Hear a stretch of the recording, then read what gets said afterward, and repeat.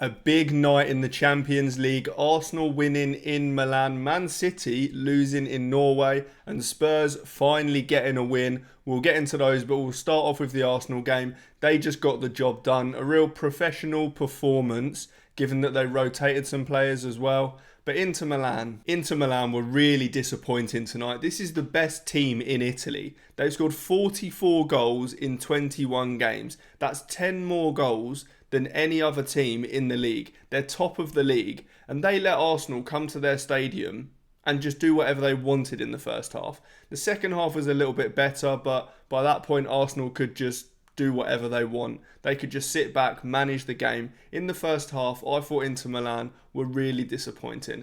I thought they were going to come out with a bit of fight, a bit of something to prove as such, but they just didn't at all. Lautaro Martinez did that thing where he just does absolutely nothing. He had a stinker on the biggest stage, as he always does. Marcus Thuram, that was kind of their play. Just pump the ball up to Marcus Thuram, see if he could make it stick. A lot of the time he couldn't. Even Mosquera was just dealing with him most of the time. And it's not like this was the full strength Arsenal team. It's not like he was up against a Gabriel. He was in a channel with Miles Lewis-Skelly, who is painfully out of form right now, Mosquera, who's barely played football, and the midfield three. There was no Declan Rice, no Martin Odegaard. You thought they would absolutely dictate this midfield at home, but in the first half, they just let Arsenal walk all over them. In the second half, they were a lot better until they did come out and actually came at Arsenal. But like I say, by that point, Arsenal had done the damage. They could literally just sit back, manage the game, and there's not many better teams in the world at doing that right now than Arsenal. They literally just brought on some fresh defenders. Gabriel came on, Ben White came on, Declan Rice came on to dictate the game as he always does, and they just comfortably saw out the game. They even scored another goal. It could not have gone better for them. Gabriel Jesus got minutes in his legs. Gabriel Jesus needs to be the starting striker for Arsenal Football Club. It's just painfully obvious. I've said it so many times, but he needs to be starting in the important games. If he doesn't start against Man United at the weekend, I don't even know what to say. It just makes no sense. He is better at every aspect of forward play than Gyokeres is. He literally proved that tonight. I did think the lineup was weird when it was Trossard and Jesus. It makes more sense to me when it's Martinelli and Jesus and Trossard and Gyokeres. Those pairings just seem to work better because Martinelli likes to drift inside. Gabriel Jesus likes to drift left. He likes to come deep a little bit. So having that presence up front when Martinelli comes in just makes a little bit more sense given that the way they both play. And then Trossard, who likes to typically stay a bit wider, that just makes more sense with Gyokeres. But it worked tonight. Trossard had a great game. Gabriel Jesus was brilliant again. He just brings other players into play so well. The likes of Saka, the likes of whoever's playing in the 8 role, whether it's Marino, whether it's Eze, and Trossard. He brings other players into the game. His hold-up play is brilliant. For a small guy, his hold-up play is fantastic. You can literally pump the ball up to him and he will hold it up and bring someone else into play, or he'll win a foul for the team, which again gets the ball up the pitch. He is so good at everything. He's got that instinctive striker's finish, which we saw for the first goal as well. Just chucks a foot out to it and manages to knock it in. It's really, really good, and he's in the right place for the second goal. From an Inter perspective, the second goal is embarrassing. From a set piece, and we know Arsenal are the set piece kings, of course, but they let a 5'8" Trossard win the first header and a 5'9" Gabriel Jesus win the second header. You've got to be looking at yourselves thinking, how on earth has that goal been conceded? They got a little bit of luck, Arsenal, that it flicked off the crossbar, of course, but you can't let Trossard win the first ball.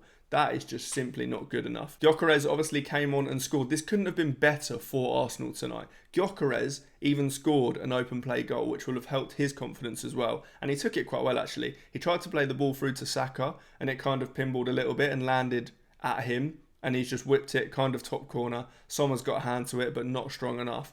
Really, really good finish from him. It could not have gone better for Arsenal tonight. But yeah, Lautaro Martinez with another absolute stinker. He does it so often on the big stage. Barella with a stinker. He's really not been great this season at all. I was just expecting a lot more from Inter. And like I say, in the second half, they did come out and they did show a little bit more. Esposito, when he came on, I thought he was fantastic. He should have started the game for sure. He looked really sharp when he came on. He was pinning Mosquera, rolling him.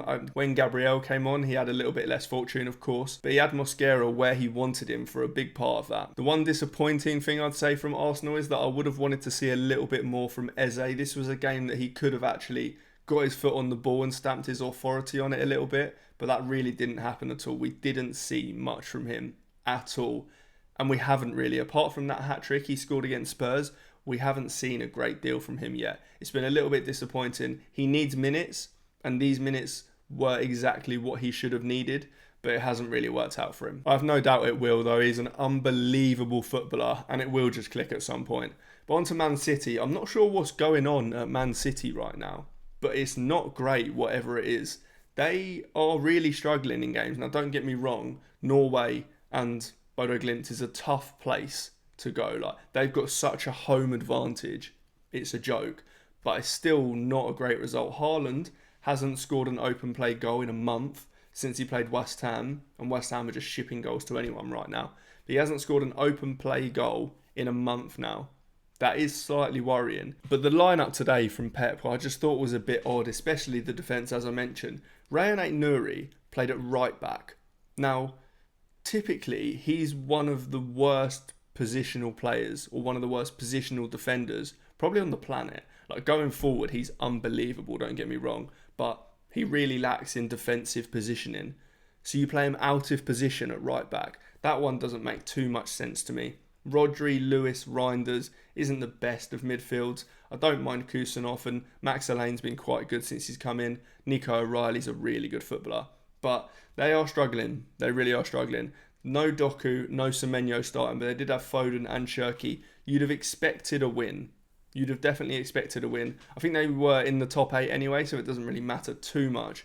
But I expected a lot more from City. They look like they are faltering a little bit, and they're kind of handing Arsenal the league. On to Tottenham now, and this is probably the worst result that Tottenham fans could have received tonight. They won 2-0. Now, Solanke coming back and scoring is a really good thing. He looked like he was never going to come back in the end, but he's back. He scored. Dortmund did make it a little bit easier for them. Obviously went down to 10 men pretty early doors. But if you're a Tottenham fan, you were probably hoping for a loss here so that Thomas Frank does actually get sacked. I don't know what it's going to take for Thomas Frank to get sacked at this point. Like I say, they were probably hoping for a loss here, and that would have forced the Spurs owners' hands to actually sack him. But they won the game, and by all accounts they look quite good. I mean, like I say, Dortmund did make it easy for them, but they always seem to do this. They find something in the Champions League and then cannot replicate it in the Premier League at all. Odegaard's starting to shine a little bit. He is a real talent. The forward players for Spurs just can't get in the positions they need to showcase what they're about. They have got such a midfield problem that it makes all of their other pieces look terrible. Like, all of their forwards, all of their wingers look terrible because they can't get the ball in positions that they need. They need someone at the base of a midfield who can pass the ball forwards, and a lot of the other problems will go away. Obviously, Frank needs to go, that goes without saying, but they certainly need a centre midfielder that can pass the ball forwards. On to some of the other results before we finish, and there wasn't too many surprising ones. I guess Napoli drawing against Copenhagen was quite a surprise. Olympiacos beating Leverkusen, Bruges winning, of course. Real Madrid battering Monaco, that's no surprise. Sporting beat PSG as well, potentially a surprising one there. And Ajax beating Villarreal. But it was mainly the English teams we were talking about. If you liked the video, make sure you hit like. Make sure you subscribe. Plenty more videos like these coming on the channel. So make sure you subscribe so that you see those. It helps me a lot as well. But that's all for this one. I will see you in the next one.